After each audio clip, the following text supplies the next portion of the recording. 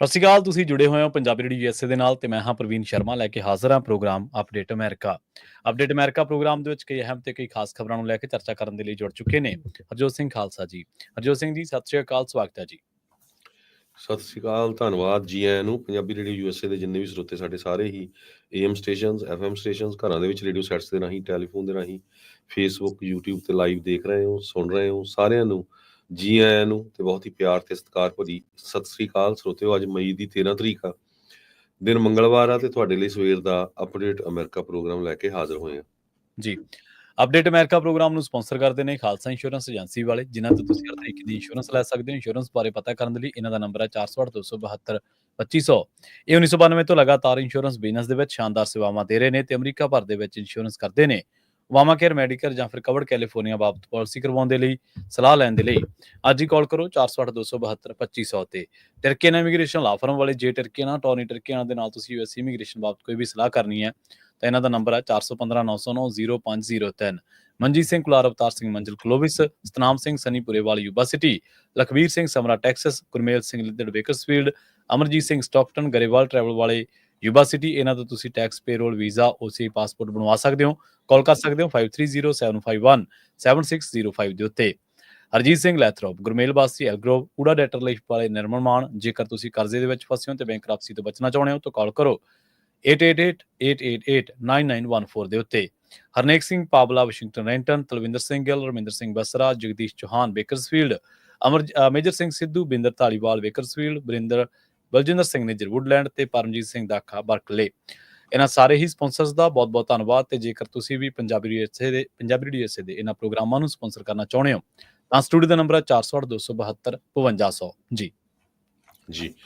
ਅੱਜ ਦੀਆਂ ਖਬਰਾਂ ਵੱਲ ਚੱਲੀਏ ਤੇ ਪ੍ਰੈਜ਼ੀਡੈਂਟ ਡੋਨਾਲਡ ਟਰੰਪ ਹੁਣੀ ਸਾਊਦੀ ਅਰੇਬੀਆ, ਕਤਰ ਤੇ UAE ਨੂੰ ਵਿਜ਼ਿਟ ਕਰਨ ਪਹੁੰਚੇ ਹੋਏ ਆ ਤੇ ਉੱਥੇ ਜਿਹੜੀਆਂ ਮੇਜਰ ਇਨਵੈਸਟਮੈਂਟ ਆ ਅਮਰੀਕਾ ਦੇ ਵਿੱਚ ਹੋਣਗੀਆਂ ਉਹ ਅਨਾਉਂਸ ਕਰਨ ਜਾ ਰਹੇ ਆ। ਇਨਫੈਕਟ ਆਲਰੇਡੀ US ਦੇ ਪ੍ਰੈਜ਼ੀਡੈਂਟ ਡੋਨਾਲਡ ਟਰੰਪ ਉਹਨਾਂ ਨੇ $600 ਬਿਲੀਅਨ ਦੀ ਜਿਹੜੀ ਕਮਿਟਮੈਂਟ ਆ ਉਹ ਸਾਊਦੀ ਅਰੇਬੀਆ ਤੋਂ ਲੈ ਲਈ ਹੈਗੀ ਆ, ਜਦੋਂ ਆਇਲ ਪਾਵਰ ਕੋਆਰਡਨ ਹਿਮੇ ਗਾਲਾ ਵੈਲਕਮ। ਸੋ ਉਹਨਾਂ ਦੇ ਵੈਲਕਮ ਜਿਹੜਾ ਬੜਾ ਵਧੀਆ ਤਰੀਕੇ ਦੇ ਨਾਲ ਕੀਤਾ ਗਿਆ ਪ੍ਰੈਜ਼ੀਡੈਂਟ ਟਰੰਪ ਉਹਨਾਂ ਦਾ। ਉਸ ਤੋਂ ਬਾਅਦ $600 ਬਿਲੀਅਨ ਦਾ ਉਹਨੇ ਕੰਟਰੈਕਟ ਸਾਈਨ ਕੀਤਾ ਹੈਗਾ, ਸਕੇਅਰ ਕੀਤਾ ਹੈ ਉਹਨਾਂ ਨੇ ਕਮਿਟਮੈਂਟ ਵੀ ਹਾਂ ਅਸੀਂ ਅਮਰੀਕਾ ਦੇ ਵਿੱਚ ਇਸ ਨੂੰ ਇਨਵੈਸਟ ਕਰਨ ਜਾ ਰਹੇ ਹੈਗੇ ਆ। 에ਅਰਫੋਰਸ 1 ਤੋਂ ਜਦੋਂ ਪ੍ਰੈਜ਼ੀਡੈਂਟ ਟਰੰਪ ਹੋਣੀ ਬਾਹਰ ਨਿਕਲੇ ਤੇ ਅੱਗੇ ਪ੍ਰਿੰਸ ਮੁਹੰਮਦ ਬਿਨ ਸਲਮਾਨ ਉਹਨਾਂ ਨੂੰ ਲੈਣ ਆਏ ਹੋਏ ਸੀਗੇ। ਸੋ એનર્ਜੀ ਨੂੰ ਲੈ ਕੇ, ਡਿਫੈਂਸ ਨੂੰ ਲੈ ਕੇ, ਮਾਈਨਿੰਗ ਨੂੰ ਲੈ ਕੇ ਤੇ ਹੋਰ ਏਰੀਏ ਦੇ ਸੰਬੰਧ ਦੇ ਵਿੱਚ ਅਮਰੀਕਾ ਦੇ ਨੇ ਜਿਹੜੇ ਆ ਐਗਰੀਮੈਂਟ ਆ ਸਾਊਦੀ ਅਰੇਬੀਆ ਦੇ ਨਾਲ ਸਾਈਨ ਕੀਤੇ ਹੈਗੇ ਆ। ਤੇ ਆਰਮ ਪੈਕੇਜ ਵੀ ਅਮਰੀਕਾ ਵਾਲਿਆਂ ਨੇ ਸਾਊਦੀ ਅਰੇਬੀਆ ਦੇ ਨਾਲ ਸਾਈਨ ਕੀਤਾ ਆ $142 ਬਿਲੀਅਨ ਦਾ। ਕਹਿੰਦੇ ਵੀ ਲਾਰਜੈਸਟ ਡਿਫੈਂਸ ਕੋਆਪਰੇਟਿਵ ਐਗਰੀਮੈਂਟ ਹੈਗਾ ਤੇ ਇਹ ਦਰਜਨ ਤੋਂ ਵੱਧ US ਡਿਫੈਂਸ ਕੰਪਨੀਆਂ ਨੂੰ ਕਵਰ ਕਰੂਗਾ, ਜਿਨ੍ਹਾਂ ਦੇ ਵਿੱਚ 에ਅਰ ਤੇ ਮਿਜ਼ਾਈਲ ਡਿਫੈਂਸ ਵੀ ਹੈਗਾ, air force, space and advancement, maritime security ਤੇ ਕਮਿਊਨੀਕੇਸ਼ਨ। ਤੇ ਕਹਿੰਦੇ ਭਈ $600 ਜਿਹੜੀ ਬਿਲੀਅਨ ਦੀ ਇਨਵੈਸਟਮੈਂਟ ਹੋਣੀ ਆ ਤੇ ਜਿਹਦੇ ਵਿੱਚ $300 ਬਿਲੀਅਨ ਫੋਰਮ ਦੇ ਦੌਰਾਨ ਸਾਈਨ ਕੀਤਾ ਗਿਆ। ਸਾਊਦੀ ਦੇ ਜਿਹੜੇ ਕਰਾਊਨ ਪ੍ਰਿੰਸ ਆ ਉਹਨਾਂ ਨੇ ਆਪਣੇ ਸਪੀਚ ਦੇ ਵਿੱਚ ਜਦੋਂ ਪ੍ਰੈਜ਼ੀਡੈਂਟ ਟਰੰਪ ਹੁਣੀ ਉੱਥੇ ਵਿਜ਼ਿਟ ਕਰਨ ਗਏ ਆ ਉਹ ਦੱਸਿਆ ਹੈਗਾ। ਕਹਿੰਦੇ ਵੀ ਆਉਣ ਵਾਲੇ ਮਹੀਨਿਆਂ ਦੇ ਵਿੱਚ ਅਸੀਂ ਟੋਟਲੀ $1 ਟ੍ਰਿਲੀਅਨ ਦੇ ਕਰੀਬ ਜਿਹੜਾ ਆ ਅਮਰੀਕਾ ਦੇ ਵਿੱਚ ਇਨਵੈਸਟ ਕਰਨ ਜਾ ਰਹੇ ਹੈਗੇ ਆ। ਜੇ US ਦੇ ਆਰਮਸ ਦੀ ਗੱਲ ਕਰੀਏ, ਸਭ ਤੋਂ ਜ਼ਿਆਦਾ ਜਿਹੜੇ ਆ ਵੱਡਾ ਕਸਟਮਰ ਸਾਊਦੀ ਅਰੇਬੀਆ ਆ ਇਸ ਟਾਈਮ US ਆਰਮਸ ਦਾ। ਇਹ ਰੋਇਟਰਸ ਰਿਪੋਰਟ ਕਰ ਰਿਹਾ ਹੈਗਾ। $100 ਬਿਲੀਅਨ ਦਾ ਜਿਹੜਾ ਪੈਕੇਜ ਆ ਆਲਰੇਡੀ US ਨੇ ਉਹਨਾਂ ਨੂੰ ਦਿੱਤਾ ਹੋਇਆ ਹੈਗਾ। ਸੋ ਨਵਾਂ ਵੀ ਜਿਹੜਾ ਸਾਈਨ ਹੋਇਆ। US ਤੇ ਸਾਊਦੀ ਅਰੇਬੀਆ ਨੇ ਰਿਆਦ ਦਾ ਜਿਹੜਾ ਆਉਣ ਵਾਲੇ ਸਮੇਂ ਦੇ ਵਿੱਚ ਲੋਕਹੀਡ F-35 ਜੈਟਸ ਨੂੰ ਖਰੀਦਣ ਦਾ ਜਿਹੜਾ ਕੰਟਰੈਕਟ ਆ ਉਹ ਵੀ ਡਿਸਕਸ ਕੀਤਾ ਹੈਗਾ। ਤੇ ਟਰੰਪ ਉਹਨਾਂ ਦੇ ਨਾਲ US ਤੋਂ ਬਹੁਤ ਸਾਰੇ ਜਿਹੜੇ ਬਿਜ਼ਨਸ ਲੀਡਰਸ ਗਏ ਹੋਏ ਸੀ, ਜਿਨ੍ਹਾਂ ਦੇ ਵਿੱਚ ਇਲੋਨ ਮਸਕ ਵੀ ਆ ਤੇ ਹੋਰ ਵੱਖ-ਵੱਖ ਕੰਪਨੀਆਂ, ਗੂਗਲ, ਐਪਲ, ਹੋਰ ਕੰਪਨੀਆਂ ਦੇ ਜਿਹੜੇ ਲੀਡਰਸ ਆ ਉਹ ਵੀ ਉੱਥੇ ਪਹੁੰਚੇ ਹੋਏ ਜੀ। ਅਗਲੀ ਜਿਹੜੀ ਖਬਰ ਆ ਗਵਾਂਢੀ ਮੁਲਕ ਕੈਨੇਡਾ ਤੋਂ ਆ। ਕੈਨੇਡਾ ਦੇ ਵਿੱਚ ਆਪਾਂ ਦੇਖਿਆ ਕਿ ਮਾਰਕ ਕਾਰਨੀ ਜਿਹੜੇ ਨੇ ਉਹ ਪ੍ਰਧਾਨ ਮੰਤਰੀ ਬਣੇ ਨੇ ਕੈਨੇਡਾ ਦੇ। ਉਸ ਤੋਂ ਬਾਅਦ ਉਹ ਅਮਰੀਕਾ ਫੇਰੀ ਤੇ ਵੀ ਆਏ ਸੀ ਤੇ ਉਹਨਾਂ ਨੇ ਹੁਣ ਜਿਹੜੀ ਕੈਨੇਡਾ ਦੇ ਵਿੱਚ 28 ਮੈਂਬਰੀ ਵਜ਼ਾਰਤ ਐਲਾਨ ਦਿੱਤੀ ਗਈ ਹੈ। 10 ਇਹਦੇ ਵਿੱਚ ਸੈਕਟਰੀ ਆਫ ਸਟੇਟ ਬਣਾਏ ਗਏ ਨੇ। ਅਨੀਤਾ ਆਨੰਦ ਨੂੰ ਵਿਦੇਸ਼ ਮਾਮਲੇ, ਮਨਿੰਦਰ ਸਿੱਧੂ ਨੂੰ ਅੰਤਰਰਾਸ਼ਟਰੀ ਵਪਾਰ ਮੰਤਰੀ ਬਣਾਇਆ ਗਿਆ। ਰਣਦੀਪ ਸਿੰਘ ਸਰਾਏ ਜਿਹੜੇ ਕਿ ਜਿੱਤੇ ਸਨ ਉਹਨਾਂ ਨੂੰ ਅੰਤਰਰਾਸ਼ਟਰੀ ਵਿਕਾਸ ਤੇ ਰੂਬੀ ਸੋਤਾ ਨੂੰ ਅਪਰਾਧ ਦੇ ਨਾਲ ਨਜਿੱਠਣ ਵਾਲੇ ਸੈਕਟਰੀ ਆਫ ਸਟੇਟ ਦਾ ਜਿਹੜਾ ਅਹੁਦਾ ਉਹ ਦਿੱਤਾ ਗਿਆ। ਇਮੀਗ੍ਰੇਸ਼ਨ ਮੰਤਰੀ ਲੇਨਾ ਡਿਆਬ ਹੋਣਗੇ ਤੇ ਵਿੱਤ ਮੰਤਰੀ ਫਰੈਂਕੋਜ਼ ਸ਼ੈਂਪੇਨ ਹੋਣਗੇ। ਸੋ ਇਹ ਵਿਸਥਾਰ ਜਿਹੜਾ ਮਾਰਕ ਕਾਰਨੇ ਵੱਲੋਂ ਆਪਣੀ ਕੈਬਨਿਟ ਵਿੱਚ ਕੀਤਾ ਗਿਆ ਤੇ ਆਪਾਂ ਦੱਸ ਦਈਏ ਕਿ ਮਾਰਕ ਕਾਰਨੇ ਜਿਹੜੇ ਨੇ ਉਹ ਬਹੁਤ ਤਕੜੇ ਬੈਂਕਰ ਰਹਿ ਚੁੱਕੇ ਨੇ ਤੇ ਇੱਕ ਆਰਥਿਕ ਮਾਮਲਿਆਂ ਦੇ ਮਾਹਰ ਮੰਨੇ ਜਾਂਦੇ ਨੇ। ਕੈਨੇਡਾ ਦੇ ਵਿੱਚ ਇਸ ਵਾਰੀ 3 ਪੰਜਾਬੀ ਤੁਹਾਨੂੰ ਦਿਖਣਗੇ ਜਿਹੜੇ ਕਿ ਅਗਵਾਈ ਕਰਦੇ ਸਰਕਾਰ ਦੇ ਵਿੱਚ। ਮਨਿੰਦਰ ਸਿੱਧੂ ਅੰਤਰਰਾਸ਼ਟਰੀ ਵਪਾਰ ਮੰਤਰੀ ਦੇ ਤੌਰ ਤੇ, ਰਣਦੀਪ ਸਿੰਘ ਸਰਾਏ ਅੰਤਰਰਾਸ਼ਟਰੀ ਵਿਕਾਸ ਦੇ ਤੌਰ ਤੇ ਮੰਤਰੀ ਦੇ ਤੌਰ ਤੇ ਰੂਬੀ ਸਹੋਤਾ ਅਪਰਾਧ ਦੇ ਨਾਲ ਨਜਿੱਠਣ ਵਾਲੇ ਸੈਕਟਰੀ ਆਫ ਸਟੇਟ ਦਾ ਜਿਹੜਾ ਉਹਨਾਂ ਨੂੰ ਅਹੁਦਾ ਦਿੱਤਾ ਗਿਆ। ਕੈਨੇਡਾ ਦੀ ਪਿਛਲੀ ਵਜ਼ਾਰਤ ਦੇ ਵਿੱਚ ਜਿਹੜੀ ਜਸਟਿਨ ਟਰੂਡੋ ਦੇ ਰੂਪ ਦੇ ਵਿੱਚ ਆਪਾਂ ਦੇਖਿਆ ਸੀਗਾ, ਉਦੋਂ ਵੀ ਹਰਜੀਤ ਸਿੰਘ ਸੱਜਣ ਵਰਗੇ ਜਿਹੜੇ ਉਹਨਾਂ ਨੇ ਜਿਹੜੇ ਸਿੱਖ ਨੇ ਉਹਨਾਂ ਨੂੰ ਬਹੁਤ ਉੱਚੇ ਤੇ ਅਹਿਮ ਅਹੁਦਿਆਂ ਤੇ ਬਿਠਾਇਆ ਸੀਗਾ। ਇੱਕ ਵਾਰ ਫਿਰ ਪੰਜਾਬੀਆਂ ਨੇ ਉੱਥੇ ਆਪਣੀ ਜਿਹੜੀ ਸਿਆਸਤ ਆ ਉਹਦਾ ਲੋਹਾ ਮਨਵਾਉਂਦਿਆਂ 3 ਥਾਵਾਂ ਦੇ ਉੱਤੇ ਜਿਹੜੇ ਉਹ ਕਬਜ਼ੇ ਕੀਤੇ ਨੇ। ਪਰ ਇੱਥੇ ਸਾਨੂੰ ਇਹ ਵੀ ਨਹੀਂ ਭੁੱਲਣਾ ਚਾਹੀਦਾ ਕਿ ਜਦੋਂ ਵੀ ਪੰਜਾਬ ਦੇ ਨਾਲ ਸੰਬੰਧਾਂ ਦੀ ਗੱਲ ਆਉਂਦੀ ਹੈ, ਜਦੋਂ ਵੀ ਭਾਰਤ ਦੇ ਨਾਲ ਸੰਬੰਧਾਂ ਦੀ ਗੱਲ ਆਉਂਦੀ ਹੈ ਤੇ ਫਿਰ ਇਹਨਾਂ ਤੋਂ ਤਵੱਕੋਂ ਤੇ ਇਹਨਾਂ ਤੋਂ ਉਮੀਦ ਵੀ ਪੰਜਾਬੀ ਇਹੀ ਕਰਦੇ ਆ ਵੀ ਇਹ ਸਾਡੇ ਪਾਲੇ ਦੇ ਵਿੱਚ ਖੜੇ ਹੋਣਗੇ। ਜੀ ਜੀ ਅਗਲੀ ਖਬਰ ਵੱਲ ਚਲੀਏ ਤੇ ਜਿਸ ਤਰ੍ਹਾਂ ਆਪਾਂ ਪਿਛਲੇ ਦਿਨਾਂ 'ਚ ਵੀ ਡਿਸਕਸ ਕੀਤਾ ਸੀ ਵੀ ਕਤਰ ਵਾਲੇ ਪ੍ਰੈਜ਼ੀਡੈਂਟ ਡੋਨਲਡ ਟਰੰਪ ਉਹਨਾਂ ਨੂੰ ਇੱਕ ਜਿਹੜਾ ਪਲੇਨ ਆ ਉਹ ਗਿਫਟ ਕਰਨ ਜਾ ਰਹੇ ਹੈਗੇ ਆ, ਜਿਹੜਾ 에ਅਰ ਫੋਰਸ 1 ਦੇ ਲਈ ਵਰਤਿਆ ਜਾਊਗਾ। ਹੁਣ ਉਹਦੇ ਸੰਬੰਧ ਦੇ ਵਿੱਚ ਜਿਹੜੇ ਡੈਮੋਕ੍ਰੇਟ ਆ ਉਹਨਾਂ ਨੇ ਤਾਂ ਵਿਰੋਧ ਕਰਨਾ ਹੀ ਸੀ ਵੀ ਇਹ ਇੱਕ ਤਰ੍ਹਾਂ ਦੇ ਨਾਲ ਬਰਾਈਬ ਆ, ਗਿਫਟ ਨਹੀਂ ਹੈਗਾ। ਈਵਨ ਪ੍ਰੈਜ਼ੀਡੈਂਟ ਟਰੰਪ ਉਹਨਾਂ ਦੇ ਪਾਰਟੀ ਦੇ ਲੈਫਟ ਦੇ ਜਿਹੜੇ ਬਹੁਤ ਕ੍ਰਿਟਿਕ ਬੁਲਾਰੇ ਹੈਗੇ, ਜਿਨ੍ਹਾਂ ਦੇ ਵਿੱਚ ਬੈਨ ਸ਼ਪੀਰੋ, ਮਾਰਕ ਲਵਾਈਨ ਤੇ ਲੌਰਾ ਲੂਮਰ ਆ, ਉਹਨਾਂ ਨੇ ਵੀ ਇਸ ਚੀਜ਼ ਦਾ ਵਿਰੋਧ ਕੀਤਾ ਹੈਗਾ। ਕਹਿੰਦੇ ਵੀ ਜਿਹੜੇ ਵੀ ਮੈਗਾ ਮੀਡੀਆ ਆਊਟਲੈਟਸ ਹੈਗੇ ਆ ਉਹਨਾਂ ਨੇ ਇਹ ਕਿਹਾ ਵੀ ਨਹੀਂ, ਇਦਾਂ ਦੀ ਚੀਜ਼ ਜਿਹੜੀ ਆ ਨਹੀਂ ਕਰਨੀ ਚਾਹੀਦੀ। ਵੀ ਇੱਕ ਪਾਸੇ ਤਾਂ ਆਪਾਂ ਹੰਟਰ ਬਾਈਡਨ, ਜਿਹੜਾ ਜੋ ਬਾਈਡਨ ਦਾ ਮੁੰਡਾ ਸੀ, ਉਹਨੂੰ ਲੈ ਕੇ ਗੱਲਬਾਤ ਕਰਦੇ ਸੀ। ਹੁਣ ਦੂਸਰੇ ਪਾਸੇ ਜੇ ਤੁਸੀਂ ਇਦਾਂ ਦੀ ਚੀਜ਼ ਕਰਦੇ ਆ ਤੇ ਤੁਹਾਡੇ ਦੇ ਉੱਤੇ ਵੀ ਜਿਹੜੀ ਉਂਗਲ ਆ ਉਹ ਉੱਠੂਗੀ। ਪਰ ਇਹ ਦੇਖਦੇ ਹਾਂ ਹੁਣ ਵੀ ਪ੍ਰੈਜ਼ੀਡੈਂਟ ਟਰੰਪ ਹੋਣੀ ਇਸ ਗਿਫਟ ਨੂੰ ਐਕਸੈਪਟ ਕਰਦੇ ਆ ਕਿ ਨਹੀਂ। ਦੂਸਰੇ ਪਾਸੇ ਚੱਕ ਸ਼ੂਮਰ ਉਹਨਾਂ ਨੇ ਇਹ ਕਿਹਾ ਆ ਵੀ ਜਿਹੜੀ department of justice the nominee ਹੋਣੀ ਹੈਗੀ ਆ ਉਹਦੇ ਉੱਤੇ ਅਸੀਂ ਹੋਲਡ ਪਾਉਣ ਜਾ ਰਹੇ ਹਾਂ। ਕੁਐਸਚਨ ਕਤਰ ਦਾ ਲਗਜ਼ਰੀ ਜੈਟ ਗਿਫਟ ਹੈਗਾ।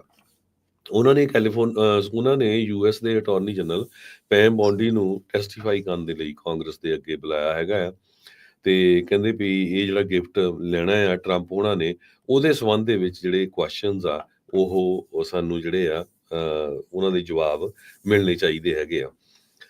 ਕਹਿੰਦੇ ਪਈ ਸ਼ੂਮਰ ਨੇ ਇਹ ਕਿਹਾ ਆ ਵੀ ਜਿਸ ਹਿਸਾਬ ਦੇ ਨਾਲ ਕਤਰੀ ਫੰਡਡ 에ਅਰ ਫੋਰਸ 1 ਦਿੱਤਾ ਜਾ ਰਿਹਾ ਹੈਗਾ ਪ੍ਰੈਜ਼ੀਡੈਂਟ ਟਰੰਪ ਨੂੰ, ਇਹ ਇੱਕ ਬਹੁਤ ਹੀ ਜ਼ਿਆਦਾ ਡੂੰਘੀ ਪ੍ਰੋਬਲਮ ਵਾਲੀ ਗੱਲ ਆ, ਡੀਪਲੀ ਟਰਬਲਿੰਗ ਆ ਤੇ ਇਹ ਚੀਜ਼ ਨਹੀਂ ਵਾਪਰਨੀ ਚਾਹੀਦੀ। ਕੱਲ ਨੂੰ ਕੁਝ ਵੀ ਉਹ ਫਿਰ ਮੰਗ ਸਕਦੇ ਆ ਜਦੋਂ ਗਿਫਟ ਦਿੱਤਾ। ਮਿਨੋਰਟੀ ਲੀਡਰ ਨੇ ਲਿਸਟ ਆਫ ਜਿਹੜੇ ਕੁਐਸਚਨਸ ਆ ਤੇ ਉਹ ਉਹਨਾਂ ਨੇ ਪੇਸ਼ ਕੀਤੇ ਹੈਗੇ ਆ ਵੀ ਇਹ ਸਾਡੇ ਜਿਹੜੇ ਕੁਐਸਚਨਸ ਆ ਇਹਨਾਂ ਦੇ ਆਨਸਰ ਅਟਾਰਨੀ ਜਨਰਲ ਨੂੰ ਦੇਣੇ ਚਾਹੀਦੇ ਹੈਗੇ ਆ। ਕਹਿੰਦੇ ਵੀ ਪ੍ਰੈਜ਼ੀਡੈਂਟ ਟਰੰਪ ਨੇ ਅਮਰੀਕਨ ਲੋਕਾਂ ਨੂੰ ਇਹ ਕਿਹਾ ਵੀ ਸਾਨੂੰ ਫ੍ਰੀ ਜੈਟ ਮਿਲਣ ਜਾ ਰਿਹਾ ਆ ਕਤਰੀਜ਼ ਗਵਰਨਮੈਂਟ ਵੱਲੋਂ। ਕਹਿੰਦੇ ਪਈ ਇਹ ਸਿਕਿਉਰਿਟੀ ਇਹਦੀ ਕੀ ਹੋਊਗੀ, ਜਿਹੜਾ ਆਲਰੇਡੀ ਬਣਿਆ ਹੋਇਆ ਹੈਗਾ ਤੇ ਸਿਕਿਉਰਿਟੀ ਮੇਜਰਸ ਆਪਾਂ ਲਾਵਾਂਗੇ, ਕੀ ਚੱਕਰ ਹੈਗਾ।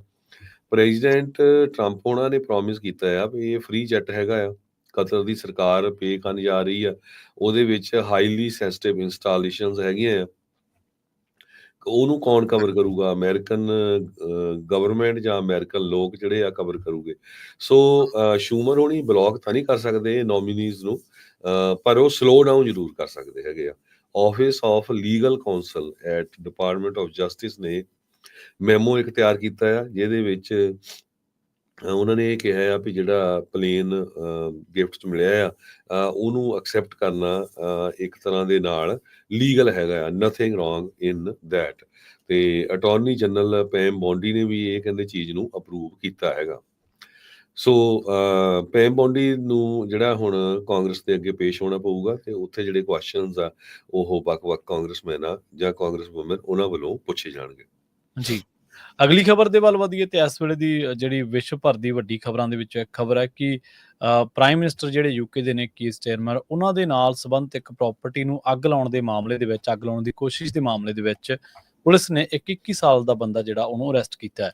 ਦੱਸਿਆ ਜਾ ਰਿਹਾ ਹੈ ਕਿ ਇਸ ਬੰਦੇ ਨੇ ਕਈ ਅਟੈਕ ਕੀਤੇ ਤੇ ਹਾਈ ਪ੍ਰੋਫਾਈਲ ਫਿਗਰ ਦੇ ਨਾਲ ਜੁੜੀ ਲੰਡਨ ਦੇ ਵਿੱਚ ਇੱਕ ਮੈਟਰੋਪੋਲੀਟਨ ਇਲਾਕਿਆਂ ਦੇ ਵਿੱਚ ਜਿਹੜੀ ਇੱਕ ਪ੍ਰਾਪਰਟੀ ਸੀ ਉਹਨੂੰ ਅੱਗ ਦੇ ਹਵਾਲੇ ਕਰਨ ਦੀ ਜਿਹੜੀ ਆ ਉਹ ਕੋਸ਼ਿਸ਼ ਕੀਤੀ। ਬਾਅਦ ਦੇ ਵਿੱਚ ਮੈਟਰੋਪੋਲੀਟਨ ਪੁਲਿਸ ਨੇ ਇਹ ਗੱਲ ਜ਼ਾਹਰ ਕੀਤੀ ਜਾਂ ਇਹ ਗੱਲ ਸਪਸ਼ਟ ਕੀਤੀ ਕਿ ਇਹ ਜਿਹੜੀ ਪ੍ਰਾਪਰਟੀ ਆ ਯੂਕੇ ਦੇ ਪ੍ਰਾਈਮ ਮਿਨਿਸਟਰ ਜਿਹੜੇ ਕੀਰ ਸਟਾਰਮਰ ਨੇ ਉਹਨਾਂ ਦੇ ਨਾਲ ਸੰਬੰਧਿਤ ਹੈ।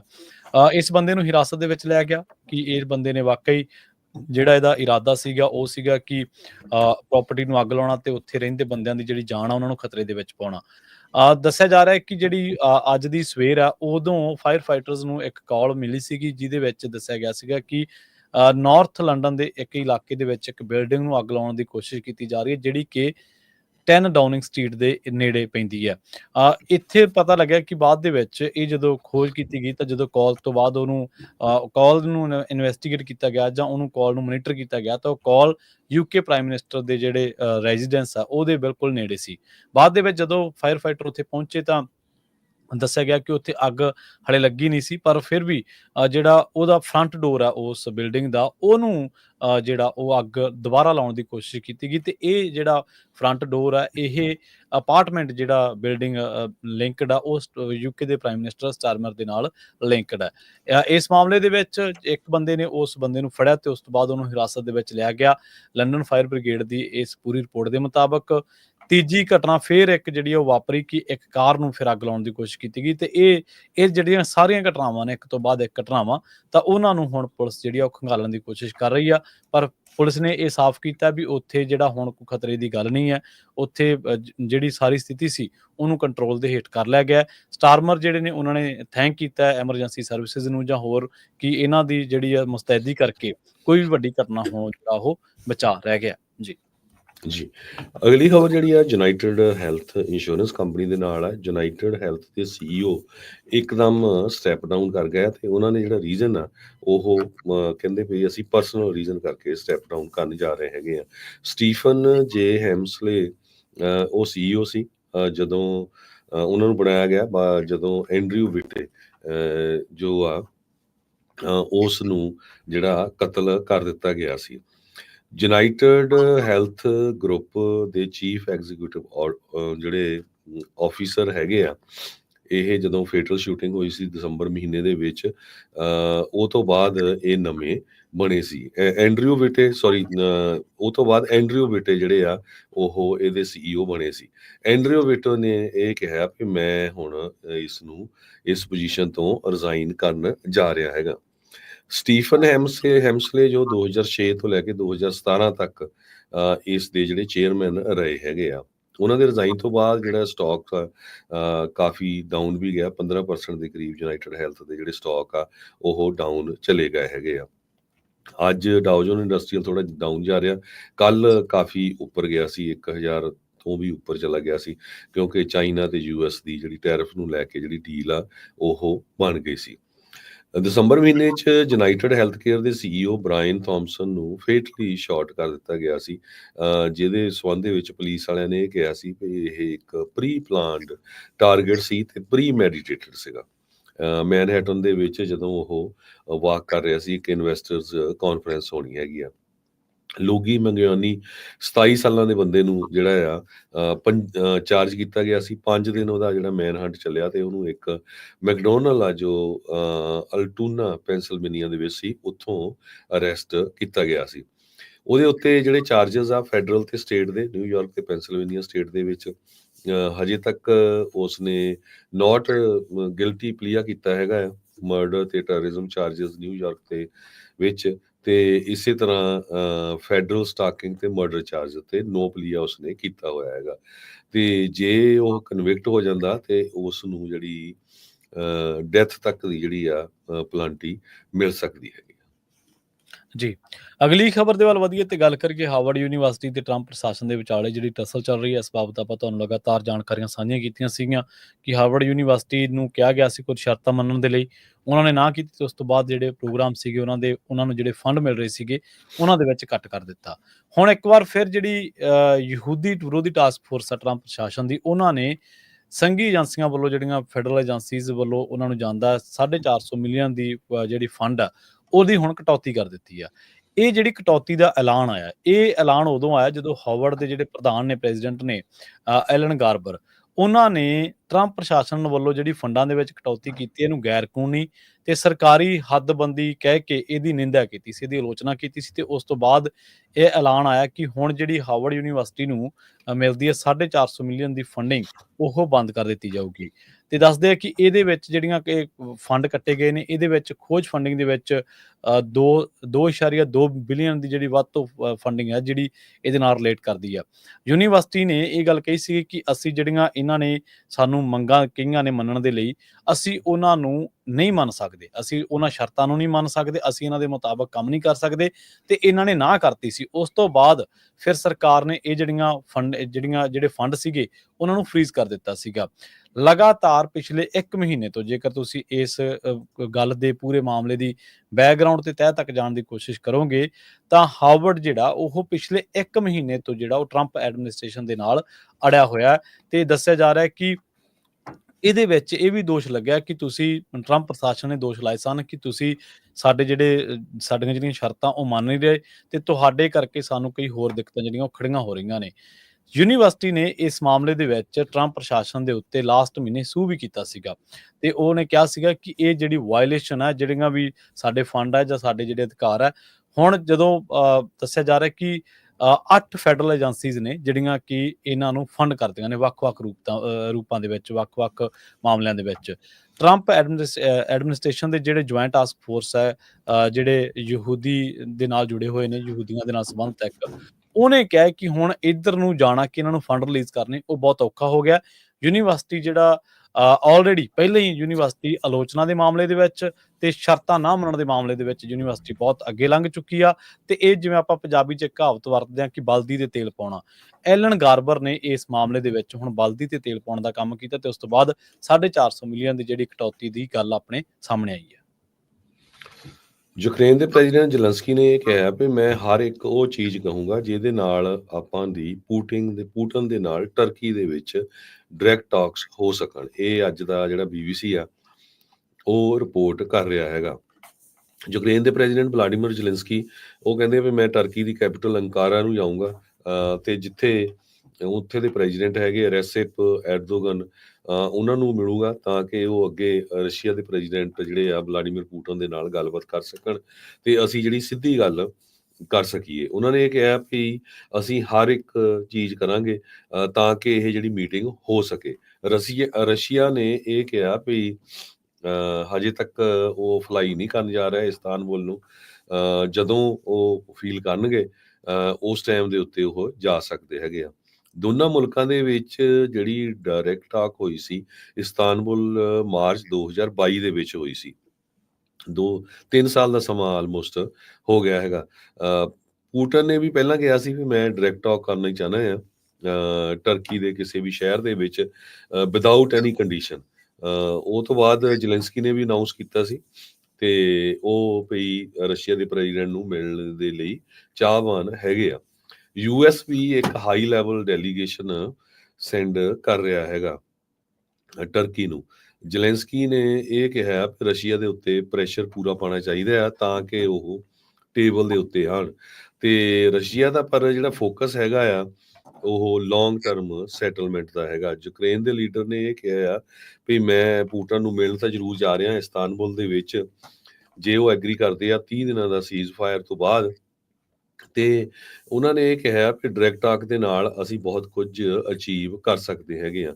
US ਦੇ ਜਿਹੜੇ ਪ੍ਰੈਜ਼ੀਡੈਂਟ ਡੋਨਲਡ ਟਰੰਪ ਹੋਣੀ ਆ ਉਹ ਵੀ ਗਲਫ ਕੰਟਰੀਜ਼ ਨੂੰ ਪਹੁੰਚੇ ਹੋਏ ਆ, ਵੱਖ-ਵੱਖ ਲੀਡਰਸ ਨੂੰ ਉਹ ਮਿਲ ਰਹੇ ਹੈਗੇ ਆ ਤੇ ਉਹਨਾਂ ਨੇ ਖੁਦ ਵੀ ਕਿਹਾ ਕਿ ਮੈਂ ਇਸਤਾਨਬੁਲ ਜਾ ਸਕਦਾ ਆ ਜੇ ਯੂਕਰੇਨ ਦੇ ਪ੍ਰੈਜ਼ੀਡੈਂਟ ਜ਼ੈਲੈਂਸਕੀ ਤੇ ਰਸ਼ੀਆ ਦੇ ਪ੍ਰੈਜ਼ੀਡੈਂਟ ਵਲਾਡੀਮੀਰ ਪੁਟਿਨ ਆਹਮੋ ਸਾਹਮਣੇ ਬੈਠ ਕੇ ਗੱਲ ਕਰਨਾ ਚਾਹਣ ਤੇ ਮੈਂ ਵੀ ਉਹਨਾਂ ਦੇ ਵਿੱਚ ਹਾਜ਼ਰ ਹੋਊਂਗਾ ਤਾਂ ਕਿ ਜਿਹੜੀ ਆ ਉਹਨਾਂ ਦੀ ਜਿਹੜੀ ਲੜਾਈ ਆ ਉਹ ਬੰਦ ਕਰਵਾਈ ਜਾ ਸਕੇ।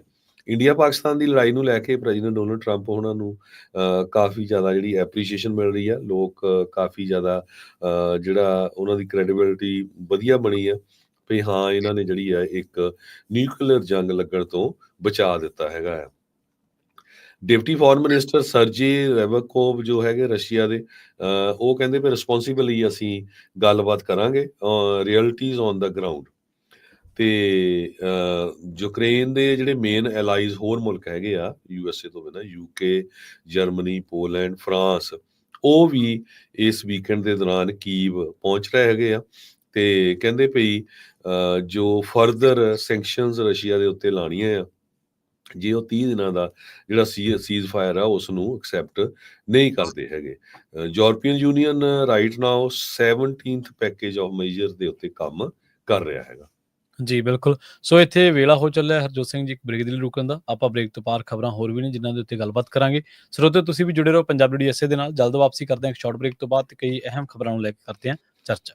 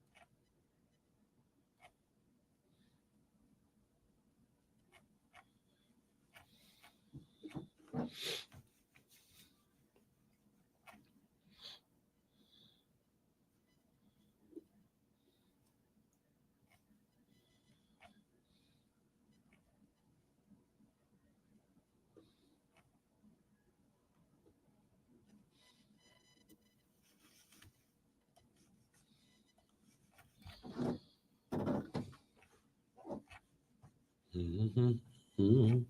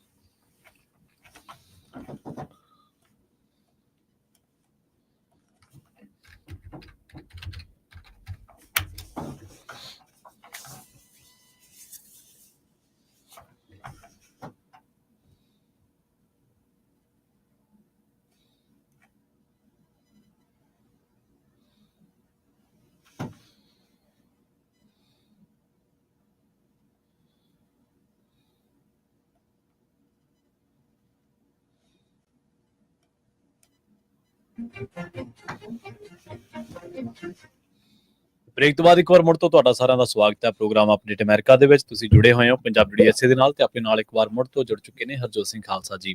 ਹਰਜੋਤ ਸਿੰਘ ਜੀ, ਬ੍ਰੇਕ ਤੋਂ ਬਾਅਦ ਸਵਾਗਤ ਹੈ ਜੀ। ਸਤਿ ਸ਼੍ਰੀ ਅਕਾਲ। ਸਤਿ ਸ਼੍ਰੀ ਅਕਾਲ, ਧੰਨਵਾਦ, ਜੀ ਆਇਆਂ ਨੂੰ।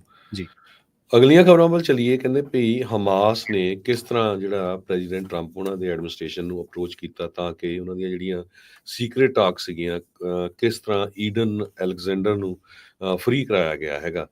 ਕਹਿੰਦੇ ਟਰੰਪ ਉਹਨਾਂ ਦਾ ਇੱਕ ਐਕਟਿਵਿਸਟ ਸੀਗਾ, ਉਸ ਨੂੰ ਹਮਾਸ ਵਾਲਿਆਂ ਨੇ ਅਪਰੋਚ ਕੀਤਾ ਵੀ ਹਾਂ ਅਸੀਂ ਅਮਰੀਕਾ ਦੇ ਨਾਲ ਡੀਲ ਬਣਾਉਣਾ ਚਾਹੁੰਦੇ ਹੈਗੇ ਆ। ਬਿਸ਼ਾਰਾ ਬਾਹਬ ਕਰਕੇ ਨਾਂ ਦੱਸਿਆ ਜਾ ਰਿਹਾ ਹੈ। ਅਰਬ ਅਮਰੀਕਨ ਫॉर ਟਰੰਪ ਆਰਗੇਨਾਈਜੇਸ਼ਨ ਦਾ ਇਹ ਲੀਡਰ ਹੈਗਾ ਤੇ ਇਸ ਨੇ ਫਿਰ ਜਿਹੜਾ ਪ੍ਰੈਜ਼ੀਡੈਂਟ ਟਰੰਪ ਉਹਨਾਂ ਦਾ ਜਿਹੜਾ ਐਡਮਿਨਿਸਟ੍ਰੇਸ਼ਨ ਆ ਉਹਨਾਂ ਦੇ ਨਾਲ ਜਿਹੜੀ ਗੱਲਬਾਤ ਕੀਤੀ ਤੇ ਉਸ ਤੋਂ ਬਾਅਦ ਜਿਹੜਾ ਅਮਰੀਕਨ ਸਿਟੀਜ਼ਨ, ਅਮਰੀਕਨ ਤੇ ਇਜ਼ਰਾਈਲੀ ਦੋਨਾਂ ਮੁਲਕਾਂ ਦਾ ਇਹ ਜਿਹੜਾ ਸਿਟੀਜ਼ਨ ਈਡਨ ਅਲੈਗਜ਼ੈਂਡਰ ਆ, ਉਸ ਨੂੰ ਛਡਾਇਆ ਗਿਆ ਹੈਗਾ। ਇਹ ਆਪਾਂ ਕੱਲ ਵੀ ਖਬਰ ਸਾਂਝੀ ਕੀਤੀ ਸੀ। ਜੀ ਸੋ ਜਿਸ ਨੂੰ ਹਮਾਸ ਨੇ ਫੜਿਆ ਹੋਇਆ ਸੀ ਪਿਛਲੇ ਲਗਭਗ 11 ਮਹੀਨਿਆਂ ਤੋਂ। ਜੀ ਅਗਲੀ ਖਬਰ ਜਿਹੜੀ ਆ ਯੂਐਸ ਤੇ ਮਿਨੀਸੋਟਾ ਤੋਂ ਆ ਰਹੀ ਹੈ। ਮਿਨੀਸੋਟਾ ਦੇ ਨਾਰਥ ਈਸਟ ਇਲਾਕਿਆਂ ਦੇ ਵਿੱਚ ਜਿਹੜੀ ਲੱਗੀ ਅੱਗ ਆ ਉਹਦੇ ਨਾਲ ਹੁਣ ਤੱਕ ਤਕਰੀਬਨ 20,000 ਏਕੜ ਜਿਹੜਾ ਇਲਾਕਾ ਉਹ ਸੜ ਕੇ ਸਵਾਹ ਹੋ ਗਿਆ ਤੇ ਦਰਜਨਾਂ ਜਿਹੜੇ ਸਟਰਕਚਰਸ ਨੇ ਉਹ ਇਸ ਅੱਗ ਦੀ ਜਿਹੜੀ ਆ ਉਹ ਭੇਂਟ ਚੜ ਗਏ ਨੇ। ਇਸ ਨੂੰ ਲਾਰਜ ਵਾਈਲਡ ਫਾਇਰ ਕਿਹਾ ਗਿਆ ਤੇ ਜਿਹਦੇ ਨਾਲ ਹੁਣ ਜਿਹਨੂੰ ਕਾਬੂ ਪਾਉਣ ਦੇ ਲਈ ਜਿਹੜੀ ਜੱਦੋਜਹਿਦ ਆ, ਮੁਸ਼ੱਕਤ ਆ ਉਹ ਕੀਤੀ ਜਾ ਰਹੀ ਆ। Saint Louis County sheriff Gordon Ramsey ਨੇ ਜਿਹੜੀ ਇੱਕ ਮੀਡੀਆ ਅਦਾਰੇ MPR ਦੇ ਨਾਲ ਗੱਲਬਾਤ ਕਰਦਿਆਂ ਦੱਸਿਆ ਕਿ ਇਹਨਾਂ ਇਲਾਕਿਆਂ ਦੇ ਵਿੱਚ ਬਹੁਤ ਥਾਵਾਂ ਤੇ ਅਸੀਂ ਜਿਹੜੀ ਇੱਕ ਸਫਲਤਾ ਹਾਸਲ ਕੀਤੀ ਆ, ਪਰ ਫਿਰ ਵੀ ਸਾਨੂੰ ਕਾਫੀ ਜਿਹੜੀ ਜੱਦੋਜਹਿਦ ਆ ਉਹ ਕਰਨੀ ਪੈ ਰਹੀ ਆ। ਦੱਸਿਆ ਜਾ ਰਿਹਾ ਕਿ ਕੈਂਪ ਹਾਊਸ ਫਾਇਰ ਇਹ ਉਹ ਆ ਜਿਹੜੀ ਇਹਨਾਂ ਅੱਗਾਂ ਦੇ ਵਿੱਚ ਸਭ ਤੋਂ ਵੱਡੀ ਆ ਤੇ ਇਹਦੇ ਨਾਲ ਰੈਮਸੇ ਦੇ ਇਲਾਕਿਆਂ ਦੇ ਵਿੱਚ ਇੱਕ ਦੋ ਥਾਵਾਂ ਤੇ ਹੋਰ ਜਿਹੜੀ ਅੱਗ ਆ ਉਹ ਲੱਗੀ ਹੋਈ ਆ, ਜਿਹਦੇ ਤੇ ਕਾਬੂ ਹੁਣ ਪਾਇਆ ਜਾ ਰਿਹਾ ਹੈ। ਇਹਨਾਂ ਵਿੱਚੋਂ ਵੱਡੀ ਗਿਣਤੀ ਜਿਹੜੇ ਲੋਕ ਨੇ ਉਹਨਾਂ ਨੂੰ ਪਹਿਲਾਂ ਹੀ ਇੱਥੋਂ ਕੱਢ ਲਿਆ ਗਿਆ ਸੀਗਾ ਤੇ ਜਾਂ ਕਹਿ ਲਈਏ ਕਿ ਇੱਥੇ ਜਿਹੜੀ ਆਵਾਜਾਈ ਆ ਉਹ ਬੰਦ ਕਰ ਦਿੱਤੀ ਗਈ ਆ। ਹੁਣ ਆਉਣ ਵਾਲੇ ਕੁਝ ਘੰਟਿਆਂ ਦੇ ਵਿੱਚ ਇਹ ਮੰਨਿਆ ਜਾ ਰਿਹਾ ਜਿਹੜੇ ਕੈਂਪ ਹਾਊਸ ਫਾਇਰ ਦੇ ਨਾਲ ਨਜਿੱਠ ਰਹੇ ਨੇ, ਉਹਨਾਂ ਨੇ ਕਿਹਾ ਗਿਆ ਕਿ ਉਹਨਾਂ ਵੱਲੋਂ ਕਿਹਾ ਗਿਆ ਕਿ ਅਸੀਂ ਆਉਣ ਵਾਲੇ ਕੁਝ ਘੰਟਿਆਂ ਦੇ ਵਿੱਚ ਕਾਬੂ ਜਿਹੜਾ ਉਹ ਪਾ ਲਾਂਗੇ। ਗਵਰਨਰ ਜਿਹੜੇ ਟਿਮ ਵਾਲਜ਼ ਨੇ ਉਹਨਾਂ ਨੇ ਵੀ ਕਿਹਾ ਕਿ ਅਸੀਂ ਨੈਸ਼ਨਲ ਗਾਰਡ ਜਾਂ ਹੋਰ ਜਿਹੜੀਆਂ ਵੀ ਇੱਥੇ ਫੋਰਸਿਸ ਲੱਗੀਆਂ ਹੋਈਆਂ ਨੇ ਇਹਦੇ ਤੇ ਕਾਬੂ ਪਾਉਣ ਦੇ ਲਈ, ਉਹਨਾਂ ਨੇ ਹੁਣ ਜਿਹੜਾ ਇਹਦੇ ਉੱਤੇ ਕਾਬੂ ਪਾਉਣ ਦਾ ਅੱਜ ਉਹਨਾਂ ਦੀ ਮੁਸ਼ੱਕਤ ਦੇ ਵਿੱਚ ਇੱਕ ਦਿਨ ਜਿਹੜਾ ਹੋਰ ਉਹ ਐਡ ਹੋ ਗਿਆ। ਬਹੁਤ ਥਾਵਾਂ ਤੇ ਉਹ ਕਹਿੰਦੇ ਕਿ ਆਊਟ ਆਫ ਕੰਟਰੋਲ ਜਿਹੜੀ ਆ ਉਹ ਹੋ ਗਈ ਆ ਤੇ ਇਸੇ ਕਰਕੇ ਨਾਲ ਦੇ ਇਲਾਕਿਆਂ ਦਾ ਕੁਝ ਜਿਹੜਾ ਤਾਪਮਾਨ ਆ ਉਹ ਵੀ ਮਿਨੀਸੋਟਾ ਦੇ ਖਾਸ ਕਰਕੇ ਨਾਰਥ ਈਸਟਰਨ ਇਲਾਕਿਆਂ ਦੇ ਵਿੱਚ ਇਸ ਟਾਈਮ ਵਧਿਆ ਹੋਇਆ ਤੇ ਉਹ ਕਹਿੰਦੇ ਕਿ ਜਿਹੜੀਆਂ ਹਵਾਵਾਂ ਚੱਲ ਰਹੀਆਂ ਨੇ, ਸੁੱਕੀਆਂ ਹਵਾਵਾਂ ਤੇ ਤੇਜ਼ ਹਵਾਵਾਂ, ਉਹ ਵੀ ਕਹਿੰਦੇ ਅੱਗ ਨੂੰ ਜਿਹੜੀਆਂ ਨੇ ਉਹ ਲਗਾਤਾਰ ਵਧਾ ਰਹੀਆਂ ਨੇ, ਜਿਸ ਕਰਕੇ ਮੁਸ਼ੱਕਤ ਜਿਹੜੀ ਆ ਉਹ ਦੁੱਗਣੀ ਨਹੀਂ ਬਲਕਿ ਉਸ ਤੋਂ ਵੀ ਜ਼ਿਆਦਾ ਕਰਨੀ ਪੈ ਰਹੀ ਹੈ। ਅੱਜ ਦਾ ਨਿਊਯਾਰਕ ਟਾਈਮ ਰਿਪੋਰਟ ਕਰ ਰਿਹਾ ਵੀ ਪ੍ਰੈਜ਼ੀਡੈਂਟ ਟਰੰਪ ਹੁਣੀ FBI ਦੇ ਡਰੱਗ ਤੇ ਗਨ ਏਜੰਟਸ ਨੂੰ ਵੱਡੀ ਗਿਣਤੀ ਦੇ ਵਿੱਚ ਯੂਜ਼ ਕਰਨਗੇ ਇਮੀਗ੍ਰੈਂਟਸ ਦੇ ਅਗੇਂਸਟ। ਖਾਸ ਕਰਕੇ ਆਪਾਂ ਇਲੀਗਲ ਇਮੀਗ੍ਰੈਂਟਸ ਦੀ ਗੱਲਬਾਤ ਕਰ ਰਹੇ ਹੈਗੇ ਆ। ਜਸਟਿਸ ਡਿਪਾਰਟਮੈਂਟ ਕਹਿੰਦੇ ਭਈ 25 ਸ਼ਹਿਰਾਂ ਦੇ ਵਿੱਚ ਇਹਦੇ ਉੱਤੇ ਜਿਹੜਾ ਵਰਕਆਊਟ ਕਰ ਰਿਹਾ ਹੈਗਾ। 2000 ਤੋਂ ਵੱਧ ਜਿਹੜੇ federal agents drug enforcement administration ਤੋਂ, ਬਿਊਰੋ ਆਫ ਅਲਕੋਹਲ, ਟਬਾਕੋ ਤੇ ਫਾਇਰ ਆਰਮਸ ਤੇ ਐਕਸਪਲੋਸਿਵ ਵੱਲੋਂ ਤੇ US ਮਾਰਸ਼ਲ ਸਰਵਿਸਿਜ਼ ਤੇ ਡਿਪਾਰਟਮੈਂਟ ਆਫ ਹੋਮਲੈਂਡ ਸਿਕਿਉਰਿਟੀ, ਇਹ ਸਾਰੇ ਰਲ ਕੇ ਇਸ ਵੇਲੇ ਨਿਊਯਾਰਕ ਦੇ ਵਿੱਚ ਵੀ ਕੰਮ ਕਰ ਰਹੇ ਆ।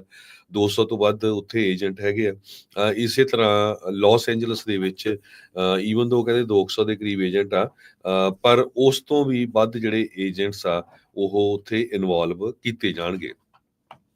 ਲਾਸ ਐਂਜਲਸ ਬਹੁਤ ਵੱਡਾ ਸ਼ਹਿਰ ਹੈਗਾ ਤੇ ਉੱਥੇ FBI ਦੇ ਏਜੰਟਸ ਬੜੇ ਘੱਟ ਆ, ਪਾਪੂਲੇਸ਼ਨ ਦੇ ਹਿਸਾਬ ਦੇ ਨਾਲ ਦੇਖਿਆ ਜਾਵੇ ਤਾਂ 207 ਦੇ ਕਰੀਬ ਜਸਟਿਸ ਡਿਪਾਰਟਮੈਂਟ ਦੇ ਏਜੰਟਸ ਨੂੰ ਜਿਹੜਾ ਅਸਾਈਨ ਕੀਤਾ ਹੈਗਾ, ਪ੍ਰਪੋਜ਼ ਕੀਤਾ ਹੈ ਰੈਸਟ ਆਫ ਦਾ ਈਅਰ ਦੇ ਲਈ।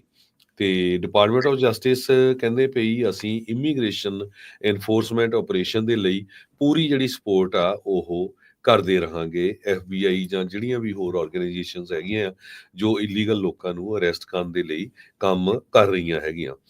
20,000 ਤੋਂ ਵੱਧ ਕਹਿੰਦੇ ਪਈ ਡਿਪਾਰਟਮੈਂਟ ਆਫ ਹੋਮਲੈਂਡ ਸਿਕਿਉਰਿਟੀ ਨੇ ਦੱਸਿਆ ਆ ਵੀ 20,000 ਤੋਂ ਵੱਧ ਆਫੀਸਰਸ ਇਸ ਵੇਲੇ ਕ੍ਰੈਕ ਡਾਊਨ ਕਰ ਰਹੇ ਹੈਗੇ ਆ ਇਲੀਗਲ ਇਮੀਗ੍ਰੇਸ਼ਨ ਦੇ ਉੱਤੇ, ਜਿਹੜਾ ਕਿ ਇਹ ਇੱਕ ਬਹੁਤ ਵੱਡਾ ਨੰਬਰ ਹੈਗਾ।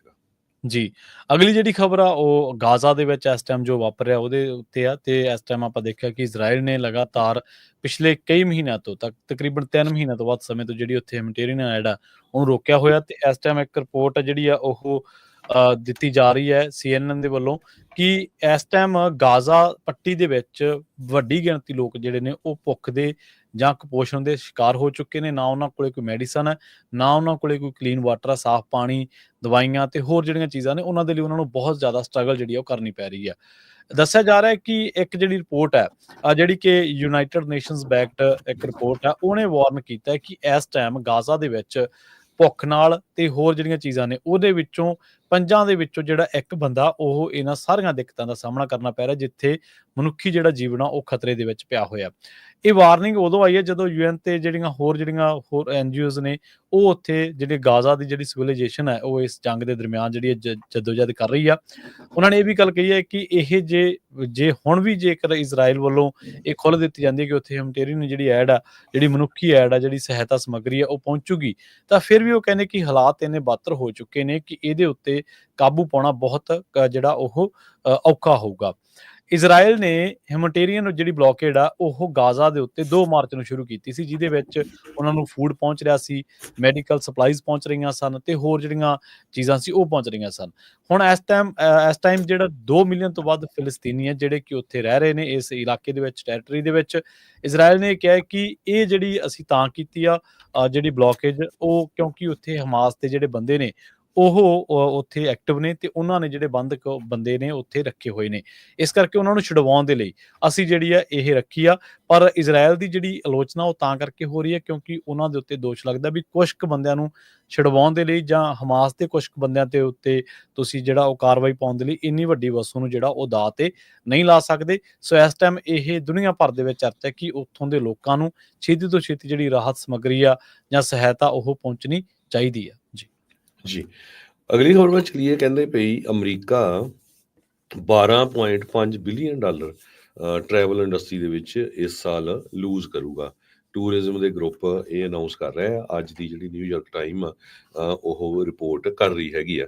ਬਾਰਡਰ ਦੇ ਉੱਤੇ ਜਿਸ ਹਿਸਾਬ ਦੇ ਨਾਲ ਡਿਟੈਂਸ਼ਨ ਹੁੰਦੀ ਆ, ਕਨਫਿਊਜ਼ਨ ਆ ਵੀਜ਼ੇ ਨੂੰ ਲੈ ਕੇ, ਉਹਦੇ ਨਾਲ ਜਿਹੜੇ ਇੰਟਰਨੈਸ਼ਨਲ ਵਿਜ਼ਟਰਸ ਆ ਉਹ ਆਪਣੀਆਂ ਪਲਾਨਸ ਨੂੰ ਡਿਲੇ ਕਰ ਰਹੇ ਆ ਜਾਂ ਇਹ ਕੈਂਸਲ ਕਰ ਰਹੇ ਆ। World travel and tourism council ਨੇ ਇਹ ਜਿਹੜਾ ਫਿਗਰ ਵੀ ਦੱਸਿਆ ਆ 12.5 ਬਿਲੀਅਨ ਦਾ, ਤੇ ਨਾਲ ਉਹਨਾਂ ਨੇ ਇਹ ਰੀਜ਼ਨ ਵੀ ਦੱਸਿਆ ਹੈਗਾ।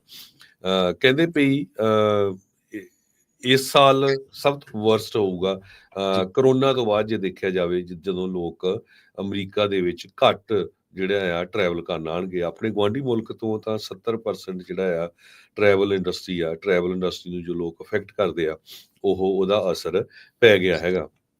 ਕਹਿੰਦੇ 22.5% ਡਿਕਲਾਈਨ USA ਦਾ ਇੰਟਰਨੈਸ਼ਨਲ ਸਪੈਂਡਿੰਗ ਪੀਕ 2019 ਦੇ ਵਿੱਚ ਹੋਇਆ ਸੀ 217.4 ਬਿਲੀਅਨ ਦਾ। ਸੋ ਉਹਦੇ ਨਾਲੋਂ 22.5% ਇਸ ਸਾਲ ਘਟਣ ਜਾ ਰਿਹਾ ਹੈਗਾ ਕਿਉਂਕਿ ਟਰੰਪ ਐਡਮਿਨਿਸਟ੍ਰੇਸ਼ਨ ਦੀਆਂ ਜੋ ਪਾਲਿਸੀਜ਼ ਹੈਗੀਆਂ ਆ ਫੋਰਨ ਟਰੈਵਲਰਸ ਨੂੰ ਲੈ ਕੇ, ਉਹਦੇ ਕਰਕੇ ਲੋਕ ਕਈ ਘਬਰਾਏ ਹੋਏ ਆ। ਪਿਛਲੇ ਦਿਨਾਂ 'ਚ ਆਪਾਂ ਤੁਹਾਡੇ ਨਾਲ ਖਬਰਾਂ ਸਾਂਝੀਆਂ ਕੀਤੀਆਂ ਕਿਸ ਤਰ੍ਹਾਂ ਜਿਹੜੇ ਕੈਨੇਡਾ ਦੇ ਸਿਟੀਜ਼ਨ, ਇੰਗਲੈਂਡ ਦੇ ਸਿਟੀਜ਼ਨ, ਉਹਨਾਂ ਨੂੰ ਅਰੈਸਟ ਕੀਤਾ ਗਿਆ, ਬਾਅਦ ਦੇ ਵਿੱਚ ਫਿਰ ਛੱਡ ਵੀ ਦਿੱਤਾ ਗਿਆ। ਪਰ ਉਹਦੇ ਨਾਲ ਕੀ ਆ, ਲੋਕਾਂ ਦੇ ਵਿੱਚ ਘਬਰਾਹਟ ਆ ਜਾਂਦੀ ਹੈਗੀ ਆ। ਕਹਿੰਦੇ ਵੀ ਜਿਹੜੇ ਆਪਣੇ ਗੁਆਂਢੀ ਮੁਲਕ ਆ ਕੈਨੇਡਾ ਤੇ ਮੈਕਸੀਕੋ, ਉੱਥੇ ਦੇ ਲੋਕ ਤਾਂ ਟਰੈਵਲ ਕਰਕੇ ਰਾਜੀ ਨਹੀਂ ਅਮਰੀਕਾ ਨੂੰ। ਇਹ ਨਿਊਯਾਰਕ ਟਾਈਮ ਰਿਪੋਰਟ ਕਰ ਰਿਹਾ ਹੈਗਾ ਕਿਉਂਕਿ ਗੁਆਂਢੀ ਮੁਲਕ ਆ ਇੱਥੇ। ਇਹਨਾਂ ਮੁਲਕਾਂ ਤੋਂ ਬਹੁਤ ਸਾਰੇ ਲੋਕ ਹੁਣ ਸਮਰ ਦੇ ਵਿੱਚ ਵੀ ਛੁੱਟੀਆਂ ਹੁੰਦੀਆਂ ਬੱਚਿਆਂ ਨੂੰ, ਟਰੈਵਲ ਕਰਨ ਆਉਂਦੇ ਹੈਗੇ ਆ। ਯੂਨਾਈਟਿਡ ਸਟੇਟਸ ਉੱਦਾਂ ਦਾ ਇੱਕੋ ਇੱਕ ਮੁਲਕ ਆ ਜਿਹੜਾ 184 ਇਕੋਨਮੀਜ਼ ਦੇ ਵਿੱਚ ਜਿਹੜਾ ਆਕਸਫੋਰਡ ਇਕਨੋਮਿਕਸ ਦੇ ਦੌਰਾਨ ਇਕਨੋਮਿਕਸ ਦੇ ਦੁਆਰਾ ਦੱਸਿਆ ਜਾ ਰਿਹਾ ਵੀ ਇੱਥੇ ਇੰਟਰਨੈਸ਼ਨਲ ਵਿਜ਼ਟਰ 2025 ਚ ਘਟਣਗੇ। ਸੋ ਜੀ। ਇੰਨੀਆਂ ਇਕੋਨਮੀਜ਼ ਦੇ ਵਿੱਚੋਂ ਅਮਰੀਕਾ ਇਦਾਂ ਦਾ ਮੁਲਕ ਆਇਆ ਵੀ ਜਿੱਥੇ ਸਭ ਤੋਂ ਜ਼ਿਆਦਾ ਜਿਹੜੇ ਹੁਣ ਟਰੈਵਲਰਸ ਆ ਉਹ ਆਉਣ ਦੇ ਲਈ ਇੱਥੇ ਘੱਟ ਹੋਣਗੇ। ਕਾਰਨ ਇਮੀਗ੍ਰੇਸ਼ਨ ਬਹੁਤ ਜ਼ਿਆਦਾ ਬਹੁਤ ਜ਼ਿਆਦਾ ਟਾਈਟ ਕੀਤੀ ਗਈ ਹੈਗੀ ਆ। ਚਾਈਨਾ ਨੇ ਵੀਜ਼ਾ ਰਿਕੁਆਇਰਮੈਂਟ ਬੜੀਆਂ ਰਿਲੈਕਸ ਕੀਤੀਆਂ ਤੇ ਉਹ ਇੰਟਰਨੈਸ਼ਨਲ ਟੂਰਿਜ਼ਮ ਨੂੰ ਬਹੁਤ ਜ਼ਿਆਦਾ ਜਿਹੜਾ ਵਧਾ ਰਿਹਾ ਹੈਗਾ ਆ। ਸੋ USA ਦੇ ਉੱਤੇ ਜਿਹੜਾ ਇਹਦਾ ਅਸਰ ਆ ਕਾਫੀ ਜ਼ਿਆਦਾ ਪੈਣ ਜਾ ਰਿਹਾ ਹੈ। ਜੀ ਬਿਲਕੁਲ। ਖਬਰਾਂ ਹਾਲੇ ਹੋਰ ਵੀ ਨੇ ਜਿਨ੍ਹਾਂ ਨੂੰ ਲੈ ਕੇ ਆਪਾਂ ਗੱਲਬਾਤ ਕਰਾਂਗੇ, ਚਰਚਾ ਕਰਾਂਗੇ। ਟਰੰਪ ਨੇ ਇੱਕ ਹੋਰ ਜਿਹੜਾ ਬਿਆਨ ਆ ਰਿਆਦ ਦੇ ਵਿੱਚ ਸਾਊਦੀ ਅਰਬ ਦੇ ਵਿੱਚ ਦਿੱਤਾ ਉਹਨਾਂ ਨੇ। ਉਹ ਬਿਆਨ ਜਿਹੜਾ ਸੀਰੀਆ ਦੇ ਬਾਰੇ ਆ। ਉਸ ਬਿਆਨ ਦੇ ਵਿੱਚ ਉਹਨਾਂ ਨੇ ਕੀ ਗੱਲ ਕਹੀ ਆ, ਸੀਰੀਆ ਨੂੰ ਕਿਹੋ ਜਿਹੇ ਵਾਅਦੇ ਕੀਤੇ ਨੇ ਤੇ ਸੈਂਕਸ਼ਨਸ ਦੀ ਉਹਨਾਂ ਨੇ ਇਸ ਗੱਲ ਦੇ ਵਿੱਚ, ਇਸ ਬਿਆਨ ਦੇ ਵਿੱਚ ਜ਼ਿਕਰ ਕੀਤਾ। ਉਹਦੇ ਬਾਰੇ ਆਪਾਂ ਚਰਚਾ ਕਰਾਂਗੇ ਇੱਕ ਬ੍ਰੇਕ ਤੋਂ ਬਾਅਦ। ਜੁੜੇ ਰਹੋ ਪੰਜਾਬੀ ਰੇਡੀਓ USA ਦੇ ਨਾਲ।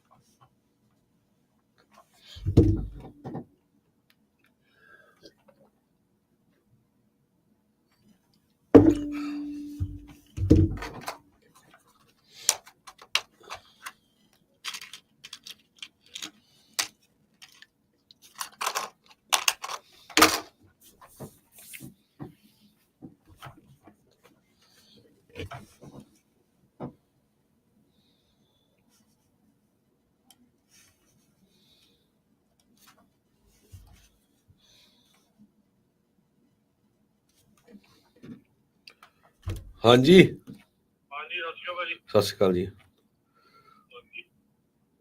ਉਹ ਮੈਂ ਘਰਦੀ ਸੀ, ਮੈਂ ਨਾ ਸੁਣਦਾ ਹੀ ਆਉਂਦਾ ਸੀਗਾ ਤੇ ਉਹ ਆਪਣਾ ਸੀਰੀਆ ਨਿਊਜ਼ ਆਈ ਜੀ। ਮੈਂ ਕਿਹਾ ਮੈਂ ਸੀਰੀਆ ਵਾਲੀ ਆਹ ਤੁਸੀਂ ਮੈਨੂੰ ਪਤਾ ਨਹੀਂ ਤੁਸੀਂ ਕੀਤੀ ਕਿ ਨਹੀਂ ਕੀਤੀ। ਨਹੀਂ ਉਹ ਕਰ ਦਿੰਦਾ ਕੋਈ ਨਹੀਂ। ਪ੍ਰੀਨ ਨੂੰ ਵੀ ਘਰਦੀ ਸੀਗੀ। ਉਹ ਅੱਛਾ ਠੀਕ ਆ। ਕਿੱਦਾਂ ਸਿਹਤ ਤੁਹਾਡਾ? ਠੀਕ ਆ, ਥੋੜਾ ਜਿਹਾ ਗਲਾ ਅੱਗੇ ਨਾਲੋਂ ਠੀਕ ਆ। ਸ਼ਾਇਦ ਨਿੰਬੂ ਵਾਲਾ ਪਾਣੀ ਵੱਧ ਤੋਂ ਵੱਧ ਪੀਓ। ਖੰਘ ਘਟੀ ਆ ਉਹਦਾ। ਨਹੀਂ ਉਹ ਲੱਗਦਾ ਹੀ ਆਵਾਜ਼ ਦੇ ਵਿੱਚ ਥੋੜਾ ਜਿਹਾ ਪਤਾ ਲੱਗਦਾ। ਦੂਸਰੇ ਫਸ ਗਏ ਇੱਥੇ ਨਹੀਂ ਤਾਂ ਨਹੀਂ ਕੋਈ ਨਹੀਂ। ਕਿੱਥੇ ਕੁ ਪਹੁੰਚਿਆ? ਮੈਨੂੰ ਭਾਜੀ ਤੁਰਿਆਂ ਨੂੰ ਹੋ ਗਏ 2.5 ਘੰਟੇ ਹੋ ਗਏ। ਉਹ ਅੱਛਾ। ਹਾਂਜੀ ਉਹ ਚਲੋ ਕੋਈ ਯੂਜੀਨ ਟੱਪ ਗਏ ਆ ਬਸ। ਹੁਣ ਵਾਹਿਗੁਰੂ ਕਰਦੇ ਆਉਂਦੇ ਆ ਵੀ ਬਸ ਸੈੱਟ ਕਰਦੇ ਕੰਮ। ਠੀਕ ਆ। ਰੈਡਿੰਗ ਰੁਕੇ ਗੁਰਦੁਆਰੇ।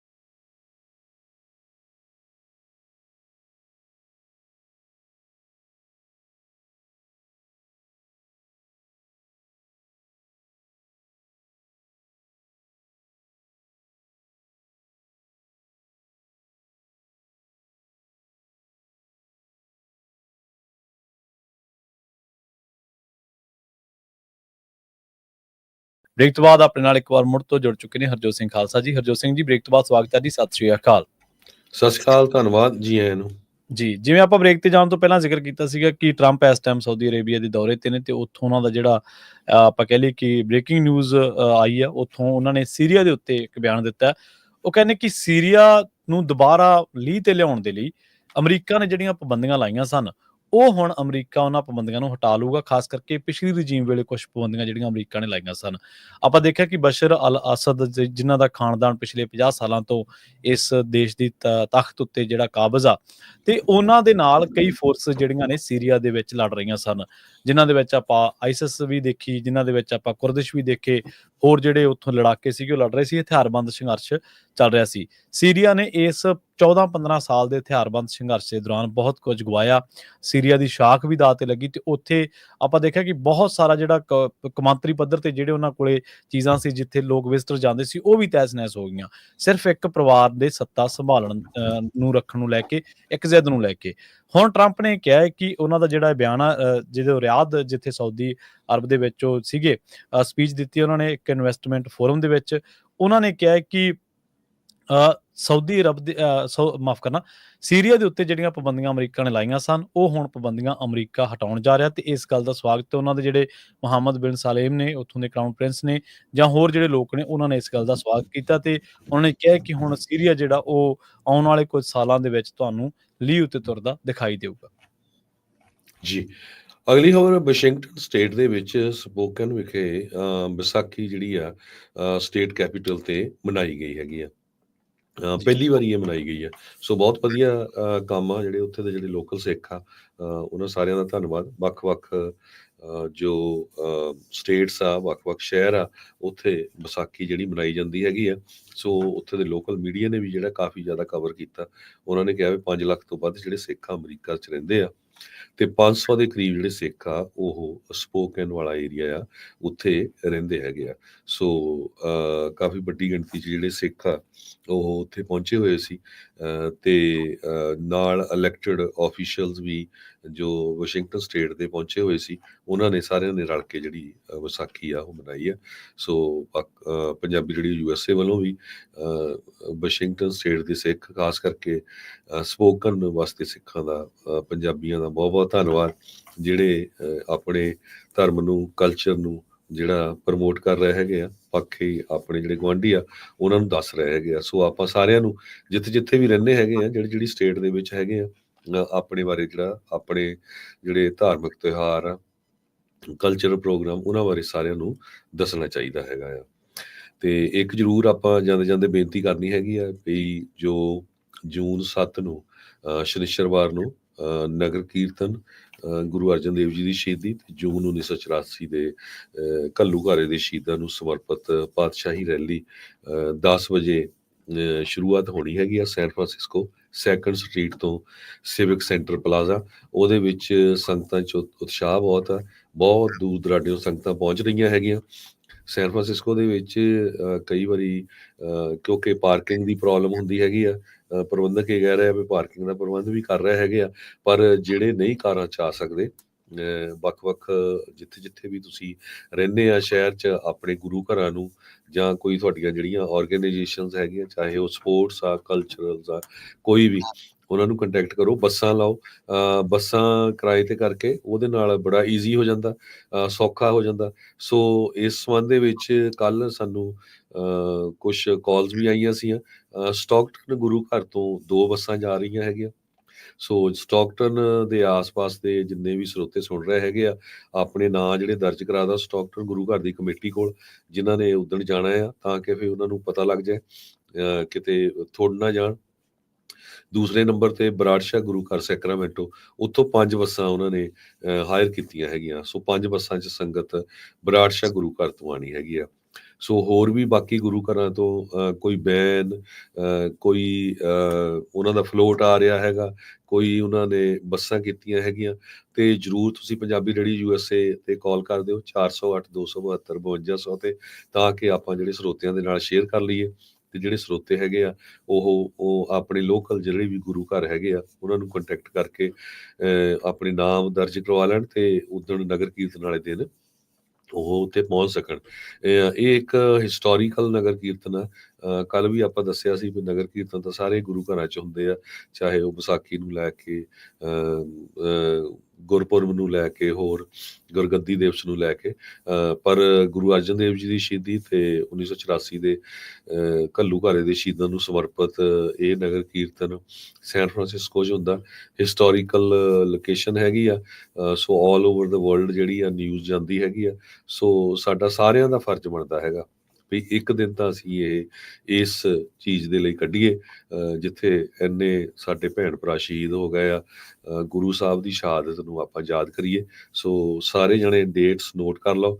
ਸ਼ਨੀਚਰਵਾਰ ਜੂਨ 7 ਨੂੰ ਸੈਨ ਫਰਾਂਸਿਸਕੋ ਦੇ ਵਿੱਚ ਨਗਰ ਕੀਰਤਨ ਹੋਣਾ ਆ। ਤੇ ਆਪਣੇ ਆਪਣੇ ਗੁਰੂ ਘਰਾਂ ਨੂੰ ਵੀ, ਜਿਹੜੇ ਨਹੀਂ ਹਜੇ ਐਕਟਿਵ ਹੋਏ, ਉਹਨਾਂ ਨੂੰ ਐਕਟਿਵ ਕਰੋ। ਜਿੱਥੇ ਜਾਂਦੇ ਆ ਤੁਸੀਂ ਮੱਥਾ ਟੇਕਦੇ ਆ, ਤੁਹਾਡਾ ਸੰਗਤਾਂ ਦਾ ਵੀ ਫਰਜ਼ ਬਣਦਾ ਹੈ ਵੀ ਜਿਹੜੇ ਉੱਥੇ ਸੇਵਾਦਾਰ ਆ ਉਹਨਾਂ ਨੂੰ ਇਸ ਪਾਸੇ ਤੋਰਨ ਵੀ ਭਈ ਸਾਡਾ ਸਾਰਿਆਂ ਦਾ ਫਰਜ਼ ਬਣਦਾ ਉੱਥੇ ਚਲੀਏ, ਕਿਉਂਕਿ ਇਹ ਕੌਮ ਦਾ ਕੰਮ ਹੈਗਾ ਆ। ਜੀ ਬਿਲਕੁਲ। ਸੋ ਇੱਥੇ ਜਿਹੜਾ ਖਬਰਾਂ ਦਾ ਸਮਾਂ ਜੀ ਉਹ ਸਮਾਪਤੀ ਵੱਲ ਆਪਣਾ, ਤੇ ਇੱਥੇ ਆਪਾਂ ਪ੍ਰੋਗਰਾਮ ਅਪਡੇਟ ਅਮਰੀਕਾ ਨੂੰ ਸਮਾਪਤ ਕਰਾਂਗੇ। ਪੰਜਾਬੀ ਰੇਡੀਓ ਇਸੇ ਦੇ ਉੱਤੇ ਪ੍ਰੋਗਰਾਮਾਂ ਦਾ ਸਿਲਸਿਲਾ ਲਗਾਤਾਰ ਜਾਰੀ ਹੈ। ਹਰਜੋਤ ਸਿੰਘ ਜੀ ਲਈਏ ਜੀ ਇਜਾਜ਼ਤ। ਇਹ ਮੇਰੇ ਹਰਜੋਤ ਸਿੰਘ ਵੱਲੋਂ ਤੇ ਪ੍ਰਵੀਨ ਸ਼ਰਮਾ ਵੱਲੋਂ ਤੁਹਾਨੂੰ ਸਭ ਨੂੰ ਸਾਰਿਆਂ ਨੂੰ ਬਹੁਤ ਹੀ ਪਿਆਰ ਤੇ ਸਤਿਕਾਰ ਭਰੀ ਸਤਿ ਸ੍ਰੀ ਅਕਾਲ ਤੇ ਸੁਣਦੇ ਰਹੋ ਪੰਜਾਬੀ ਰੇਡੀਓ US।